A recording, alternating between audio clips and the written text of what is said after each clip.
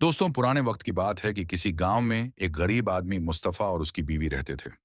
वह इतने गरीब थे कि अक्सर औकात वह दिन भर भूखे रहते थे। रात के खाने में वह जंगली जड़ी बूटियों को खाकर ही गुजारा करते थे। दोस्तों, एक दिन जब मुस्तफा जंगल से जड़ी बूटियां इकट्ठी करने में मसरूफ था, तो उसकी नजर एक कद्दू के छोटे से पौधे पर पड़ी। उसने सोचा, यह उनके खाने के काम आएगा। उसने इस पौधे को खोदा और अपने घर ले आया, और उस पौधे को उसने अपनी झोपड़ी के दरवाजे पर लगा दिया। वह उस पौधे को हर रोज पानी डालता और उसकी खूब देखभाल करता था। दोस्तों, जल्द ही वह पौधा बड़ा होने लगा। उसमें नाशपाती जितने बड़े बड़े चमकदार और खूबसूरत किस्म के कद्दू लगने लगे। इनमें से एक कद्दू बड़ा गैर मामूली था। वह कद्दू बड़ा अजीब नजर आता था, और वह बाकी कद्दू से बहुत बड़ा कद्दू था। उन गरीब मियाँ बीवी ने उसे तोड़ना मुनासिब नहीं समझा, और उन्होंने सोचा, इस बड़े कद्दू को वह पौधे पर ही लगा रहने देते हैं। शायद मुश्किल वक्त में ये उनके काम आएगा। दोस्तों, एक दिन जब घर में खाने के लिए बिल्कुल भी कुछ नहीं था, तब मुस्तफा ने अपनी बीवी से कहा कि हमें अब बड़ा कद्दू पका लेना चाहिए। जाओ, उसे काट कर रात के खाने के लिए तैयार करो। दोस्तों, चुनांचे मुस्तफा की बीवी ने छुरी ली और उस पौधे के करीब आ गई। जब उसने छुरी की मदद से कद्दू को पौधे से काटना चाहा, तो अचानक से एक हल्की सी आह की आवाज सुनाई दी। लेकिन जब वह कद्दू को छीलने लगी, तो उसने दोबारा से एक और मध्यम सी आवाज को सुना। लेकिन इस दफा वह आवाज बड़ी वाजिह थी। ख्याल रखना, बराह करम ख्याल रखना, वरना यह चाकू मुझे लग जाएगा। उस कद्दू के अंदर से आवाज आई तो मुस्तफा की बीवी एकदम से हैरान रह गई कि आखिर कद्दू में से आवाज कैसे आ रही है। वह सोचने लगी कि शायद कद्दू पर किसी ने कोई जादू कर डाला है। जब उसने छिलके को बिल्कुल ही काट दिया, तो कद्दू के अंदर से एक झामनी लिबास में मलबूस खूबसूरत लड़की बाहर निकली। गरीब मुस्तफा और उसकी बीवी बड़े हैरान हुए, लेकिन वह खुश भी बहुत हुए, क्योंकि उनकी अपनी औलाद कोई नहीं थी। उन्होंने इस लड़की को गोद लेने का फैसला किया। उन मियाँ बीवी ने इस बच्ची को बड़े लाड प्यार से पाला। वह उसका हमेशा बहुत ख्याल रखते थे। वह उसे प्यार से शहजादी जमीला कहकर बुलाया करते थे। दोस्तों, वह बच्ची खूबसूरत ही इतनी थी कि उन्होंने उसे जमीला का नाम दे दिया था। वह बहुत ज्यादा खूबसूरत बच्ची थी। दोस्तों, मुस्तफा की झोंपड़ी से थोड़े ही फासले पर एक बादशाह रहता था। बादशाह की एक खूबसूरत बीवी और 7 जवान बेटे थे। एक दिन महल की एक नौकरानी गरीब मुस्तफा की झोपड़ी के पास से गुजर रही थी। वहां उसने एक खूबसूरत लड़की को देखा। वह सीधी महल पहुंची और अपनी मालकिन से कहने लगी कि मालकिन, करीब ही एक झोंपड़ी में एक इंतहा खूबसूरत और दिलकश लड़की रहती है। अगर बादशाह ने उसको एक मर्तबा देख लिया, तो वह उसके इश्क में गिरफ्तार हो जाएगा। दोस्तों, मलिका किसी को अपने से ज्यादा खूबसूरत होने का तसव्वुर भी बर्दाश्त नहीं कर सकती थी। इसलिए उसने अपने जहन में उस खूबसूरत लड़की को तबाह करने का मंसूबा बनाया। वह जानती थी, अगर वह उस लड़की को एक मर्तबा महल में बुलवा ले, तो वह आसानी से बाकी का काम कर सकती थी, क्योंकि वह एक जादूगरनी थी और वह हर तरह के जादू सीखी थी। चुनांचे उसने शहजादी जमीला को अपनी नौकरानी के हाथ पैगाम भिजवाया कि मल्लिका उसे अपनी आंखों से देखने की ख्वाहिश रखती है, और मल्लिका उसे अपने महल में आने की दावत देती है। दोस्तों, जमीला को अपनी खूबसूरती पर बड़ा नाज था। होता भी क्यों ना, वह थी ही इतनी खूबसूरत। इसलिए वो मल्लिका की बातों में आ गई और मल्लिका के महल में पहुंच गई। तब मल्लिका ने जाहिर किया जैसे जमीला दुनिया की सबसे खूबसूरत औरत है, और वह उससे बड़ी मुतासिर हुई है और उसे कहने लगी, तुम बादशाहों के घरों में रहने के लिए पैदा हुई हो। आज के बाद से तुम यहीं रहोगी, क्योंकि आज से तुम मेरी बहन हो। दोस्तों, उसने शहजादी जमीला को बहुत खुशामदीद किया। उसकी हर तरीके से खिदमत की, उसे शाही लिबास भी पहनवाया। उसके साथ ही एक कप दूध का पेश किया, क्योंकि उन लोगों की रवायत थी, जब दो लोग आपस में कोई चीज तय कर लेते थे, तो वह आखिर में एक कप दूध का पीते थे। यह वहां की रिवायत थी। दूसरी तरफ मल्लिका ने जमीला को देखते ही पहचान लिया कि यह लड़की कोई आम लड़की नहीं है, बल्कि कोई परी है।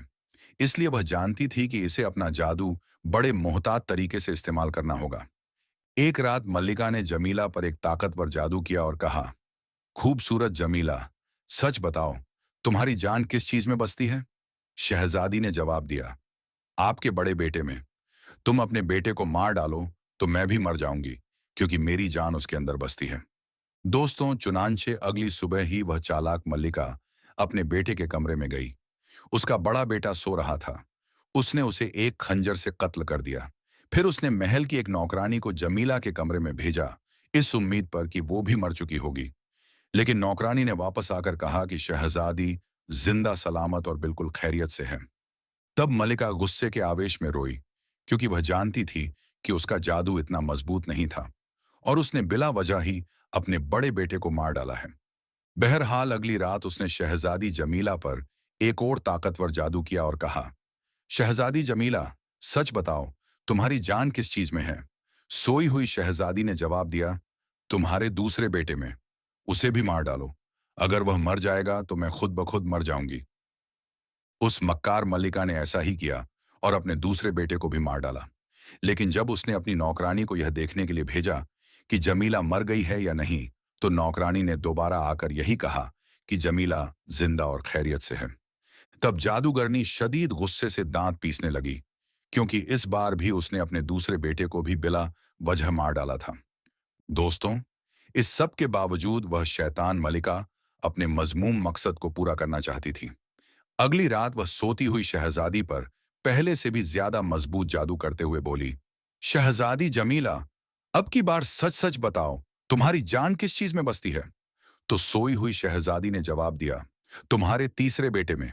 उसे मार डालो तो मैं भी मर जाऊंगी। लेकिन फिर वही हुआ। नौजवान शहजादा अपनी ही जालिम मां के हाथों मारा गया, लेकिन जमीला जिंदा और सही सलामत रही। दोस्तों, यह सिलसिला इसी तरह कुछ रोज चलता रहा, यहां तक कि मल्लिका ने अपने सातों जवान बेटों को मार डाला।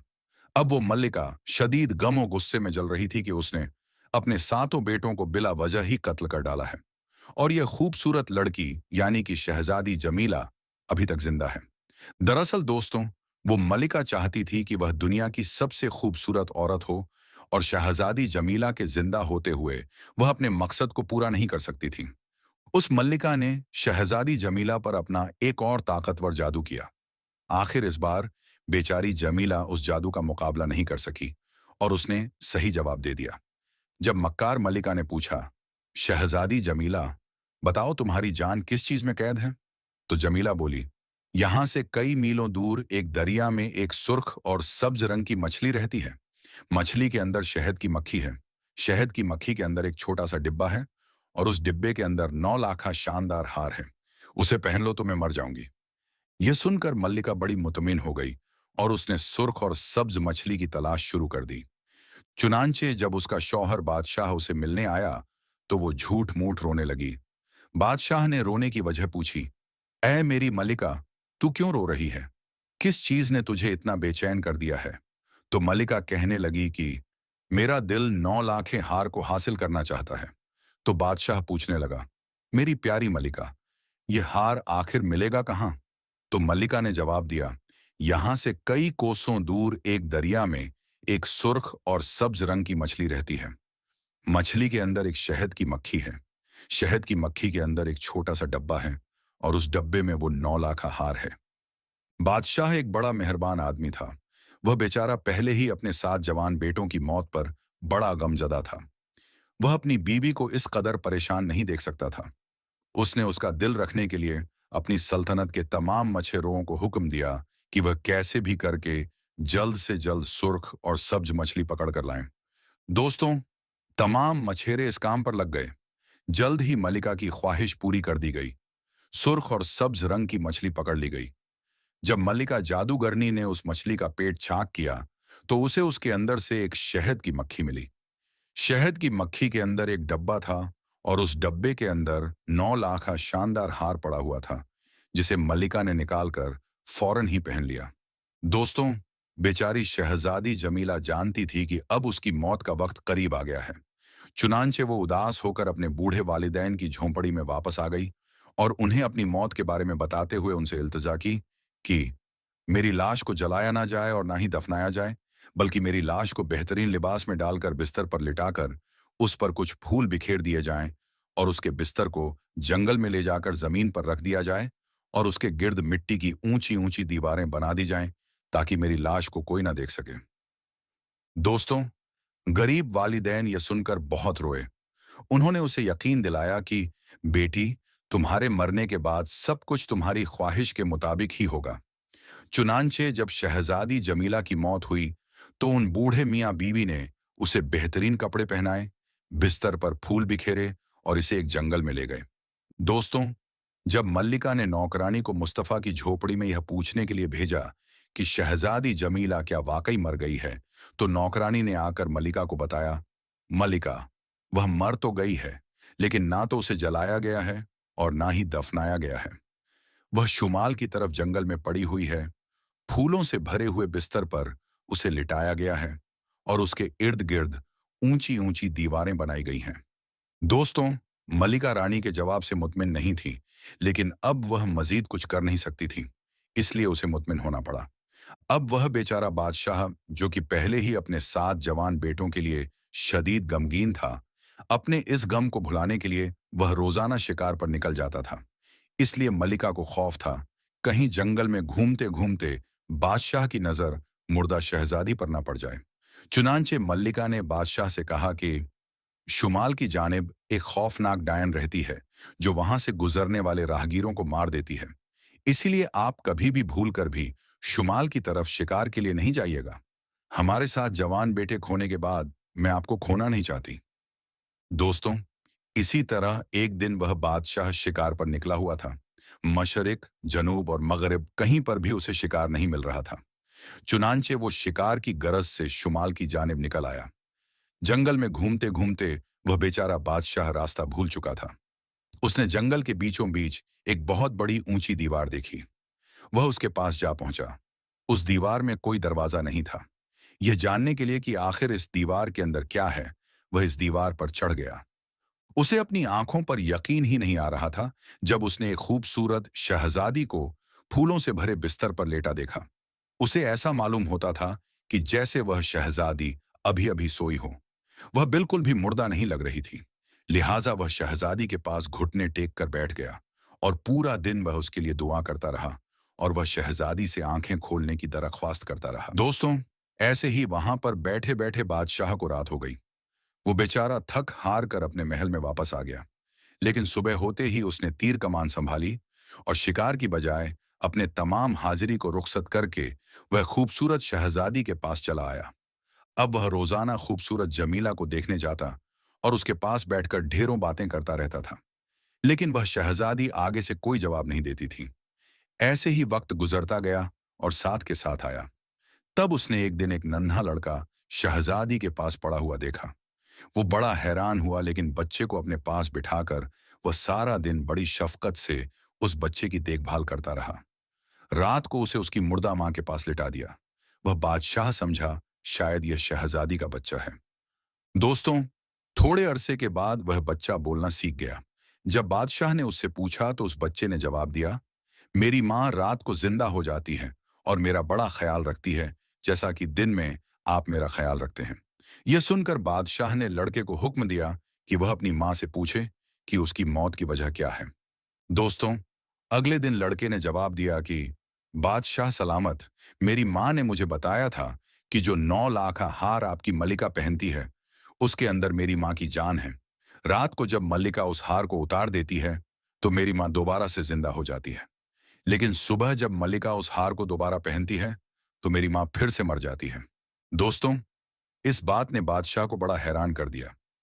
वह यह सोच भी नहीं सकता था कि उसकी खुद की बीवी यानी मल्लिका उस शहजादी के साथ इस तरह का भयानक सुलूक किया है। इसलिए बादशाह ने लड़के से कहा वह अपनी माँ से पूछे कि आखिर वह किसका बेटा है। दोस्तों, फिर अगली सुबह जब बादशाह वहां पहुंचा तो लड़के ने जवाब दिया कि मेरी माँ ने मुझे बताया है कि मैं आप ही का बेटा हूं और आपके 7 बेटों का नुकसान पूरा करने के लिए मुझे भेजा गया है। आपकी मक्कार मल्लिका ने मेरी माँ यानी शहजादी जमीला के हसद में अपने 7 बेटों को कत्ल कर डाला था। दोस्तों, बादशाह अपने बेटों के बारे में सुनते ही गुस्से में आग बगोला हो गया और लड़के को हुक्म दिया कि वह अपनी माँ से पूछे कि उस बदकार मल्लिका को आखिर किस तरह सजा दी जा सकती है और वह हार किस तरह से उस मल्लिका से हासिल किया जा सकता है। अगली सुबह लड़के ने जवाब दिया कि मेरी माँ कहती है कि मैं ही वह वाहिद आदमी हूं जो हार वापस ला सकता है, इसलिए कि आज रात जब आप महल वापस जाएंगे तो आप मुझे भी साथ ले जाएं। दोस्तों, चुनांचे बादशाह उस लड़के को अपने साथ महल में ले गया और अपने तमाम वजीर और दरबारियों से कहा, यह बच्चा मेरा है। इस पर जादूगरनी मल्लिका अपने मुर्दा बेटों का सोचते ही गुस्से से पागल हो गई और वह लड़के को जहर देने का मंसूबा बनाने लगी। उस मकसद के लिए उसने कुछ मिठाइयां तैयार की और बच्चे को प्यार करती हुई उसे एक मिठाई का टुकड़ा दिया और उसे कहा कि वह यह टुकड़ा खा ले। लेकिन बच्चे ने यह कहते हुए इनकार कर दिया कि वह ऐसा नहीं करेगा जब तक उसे खेलने के लिए वह अपना शानदार चमकदार 9 लाखा हार नहीं दे देती जो उसने अपने गले में पहन रखा था। दोस्तों, लड़के को जहर खिलाने के लिए और उसे मिठाई खाने पर आमादा करने के लिए उस मक्कार मल्लिका के पास और कोई रास्ता नहीं था। इस तरह जादूगरनी मल्लिका ने अपना 9 लखा हार उतारकर उस बच्चे को दे दिया। बच्चा हार उठाते ही तेजी से वहां से भाग गया। वह इतनी तेजी से वहां से भागा कि नौकरों और मुहाफिजों में से कोई भी उसे पकड़ नहीं सका। वह 1 मिनट के लिए भी नहीं रुका और वह जल्दी जल्दी उस जगह पहुंच गया जहां वह खूबसूरत शहजादी मुर्दा पड़ी थी। जैसे ही वो लड़का वो हार लेकर अपनी मां के पास पहुंचा तो वो शहजादी फौरन जिंदा होकर बैठ गई। तब बादशाह आया और उससे इल्तजा की कि मैं आपसे शादी करना चाहता हूं और आपको दुल्हन बनाकर अपने महल में ले जाना चाहता हूं।